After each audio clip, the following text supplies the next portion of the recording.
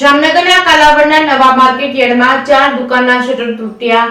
યાર્ડમાં આવેલ દુકાનમાંથી રોકડ સહિત અન્ય વસ્તુઓની ચોરી થઈ. જામનગર જિલ્લાના કાલાવડમાં નવા ગામ માર્કેટ યાર્ડની 4 દુકાનના શટર તૂટ્યા હતા. કાલાવડ જામનગર હાઈવે પર નવું માર્કેટ યાર્ડ આવેલ છે, જ્યાં ગત મોડી રાત્રે ચોરો દ્વારા શટર તોડી દુકાનમાં ઘૂસ્યા હતા. યાર્ડમાં આવેલ જય સોમનાથ ટ્રેડિંગ અને માધવ ટ્રેડિંગ અને રમેશ ટ્રેડિંગ સહિત 4 દુકાનના શટરના તાળા તૂટ્યા હતા. યાર્ડમાં આવેલ દુકાનમાંથી રોકડ સહિત અન્ય વસ્તુની ચોરી થઈ હતી. બનાવની જાણ થતાં જ Kalavad town police market yard ખાતે પહોંચી અને વધુ તપાસ હાથ ધરવામાં આવી. રમેશ ટ્રેડિંગમાં આવેલા ભોલા સ્ટીલની તિજોરી મજબૂત હોવાથી ચોરીનો પ્રયાસ નિષ્ફળ ગયો હતો. ચોરો દ્વારા તિજોરી તોડવા માટે તીક્ષ્ણ હથિયારથી પ્રયાસ કરવામાં આવ્યો હોય તે નિષ્ફળ નીવડ્યો હતો. તિજોરીની મજબૂતાઈ ના લીધે હથિયાર તૂટી ગયું હતું, પણ તિજોરી ન ખુલી હતી. તિજોરીના લીધે વેપારીની મોટી રકમની ચોરી થતા અટકી હતી. કાલાવડ એપીએમસી ગ્રામ્ય પોલીસ સ્ટેશનથી માત્ર 100 મીટરના અંતરે આવેલ છે. ચોરોનો કોઈ પણ જાતનો ડર ન હોય તેવું લાગી રહ્યું છે. પોલીસની કામગીરી પર સવાલ ઉઠી રહ્યા છે.